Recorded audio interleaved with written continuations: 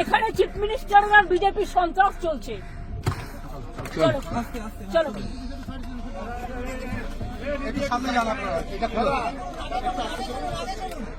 ওটা তুলে দাও, ওটা তুলে দাও, কাজটা তোলো কাজ। দিদি দিদি কাজটা তুলে দিন, দিদি কাজটা তুলে দিন, দিদি কাজটা তুলে দিন, দিদি কাজটা দিদি এরকম করে দিদি পায়ে পড়ে, দিদি দিদি পায়ে পড়ে, আপনি রাগ করবেন না দিদি। পাথর মেরেছে এত এত ভয় পাই। কাজটা তুলে দিদি, আমি বেরোবই, আমাকে আটকানো যাবে না, এটা আমার গণতান্ত্রিক অধিকার। চুপ কর চুপ কর চুপ কর। ভয় পাচ্ছে তার কারণে ওদের মুখোশ খুলে যাবে। চলো দিদি কাজটা তোলো, কাজটা তোলো, কাজটা তোলো, কাজটা তোলো। পুরোপুরি আছি, কাজ উঠবে কেন? দিদি দিদি দিদি তাহলে আমরা গাড়ির সামনে যাই, দিদি আমরা তাহলে নামি, আমরা গাড়ির সামনে যাচ্ছি। দিদি খোলা থাকলে আমাদের নাম। দিদি তুমি যদি কাজ করো, এতটা রাস্তায় যেতে হবে। শোনো দোলা ওরা যেভাবে মেরেছে, লেট সামথিং হ্যাপেন। তাহলে দিদি দিদি আমরা দোলে আমি চোর ডাকাত নই, চলো। দিদি তাহলে আমাদের নাম। আমরা নেমে যাচ্ছি। প্লিজ তোমরা নামবে না, চল চল, ঠিক আছে ঠিক আছে। নামবে না, চলো চলো মারুক। একটু ভিডিওটা অন কর, ফোন ভিডিও। চলো ডাউন দিকে পিছন তুমি পিছনটা তো না, আমি সামনেটা তুলছি, পিছনটা তো পিছনের লোকগুলোর মুখটা তো না, চল চল চল। পিছনটা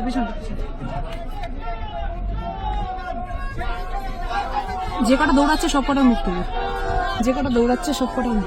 সবকটা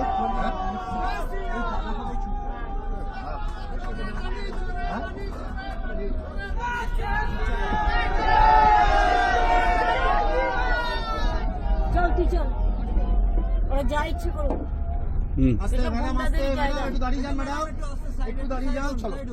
না, ওরা যা করে তুলতে পারবে, ওরা যা। সামনে থেকে কি? একটা আমাদের গাড়ি সামনে দাও। এইটা কিসের গাড়ি? এটা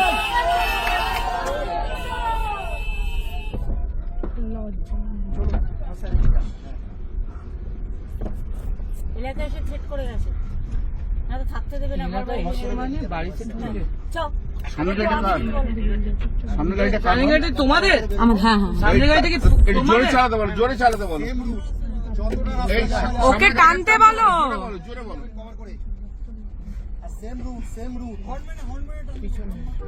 এখন পরিস্থিতি কি হবে? তখন কোথায় ছিল? তখন পুলিশ কোথায় ছিল? ফোনটা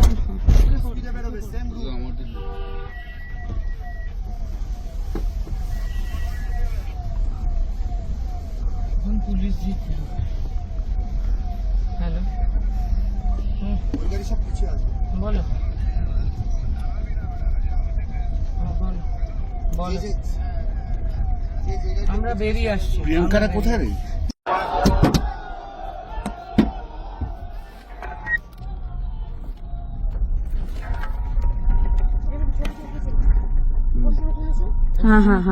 হ্যাঁ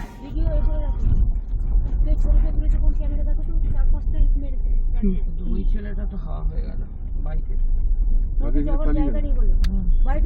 কোনটা বাড়ি? জানি না তো, চল তো, লোকেশন দেখ, লোকেশন। লোকেশন দেখছি। ছেলেটা তো হাওয়া হয়ে গেল, মানে ওই ভিড়াভেড়িতে। ওকে জিজ্ঞেস কর কোথায় ওই মারছে। বাড়িটা, কোথায় জিজ্ঞেস করবো। কাজ তোলো দাদা। চো দাঁড়িয়ে থাকিস না, দাঁড়িয়ে থাকিস না। যেতে থাক যেতে থাক যেতে থাক যেতে থাক। যেতে থাকবে না, ওর বাড়িটা পিছনে আছে। গাড়িটা দাঁড়িয়ে যাওয়া উচিত হবে, দাঁড়িয়ে যাওয়া ঠিক হবে না। দেখছি মুখটা। বাড়িটা কোথায়?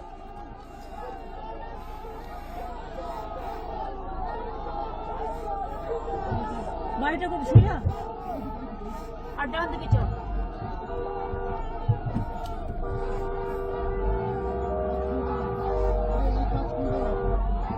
কাজ হলো না, কাজ প্রিয়াঙ্কার আসতে পারেনি।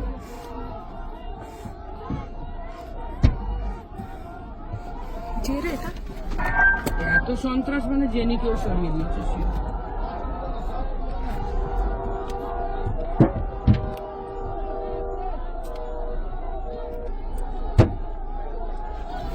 কাঁচ ভেঙে যাবে।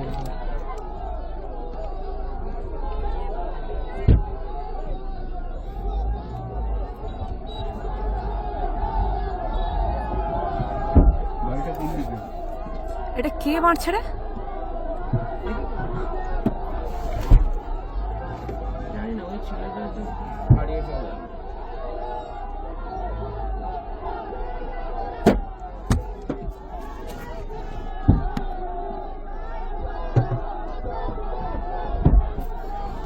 এত সন্ত্রাস মানে দিদি শিওর যে জেনিকে ওরা সরিয়ে দিয়েছে। এমএলএ হয়তো তুলেই নিয়ে চলে গেছে।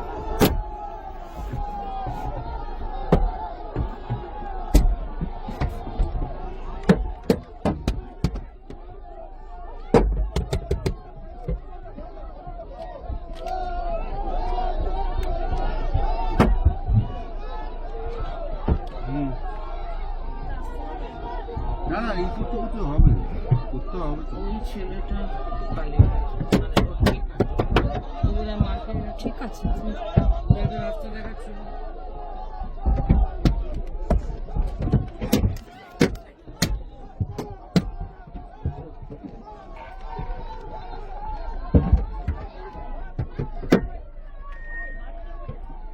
বাড়িটা কোন করে সেই বুঝতে পারছি না।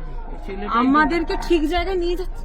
তুই লোকেশনটা দেখতে পাচ্ছিস? ওখানে কে মারলো এটা? ছিল। তুই লোকেশনটা দেখতে পাচ্ছিস? হ্যাঁ, ওইখানে কেসটা কিন্তু ওখানে ছিল। তুই লোকেশনটা দেখ। হ্যাঁ, ভিডিওটা তো না, আরে তুই প্রেসটা দেখ। লোকেশনটা তো তোকেই লোকেশনটা পাঠিয়েছি। হ্যাঁ, হ্যাঁ, হ্যাঁ। ওই যে ওইখানে দাঁড়িয়ে আছে, তারা দেখো ওষুধ দিয়ে বিয়ার করে রেখে দিয়েছে বাড়ির সামনে। বলো।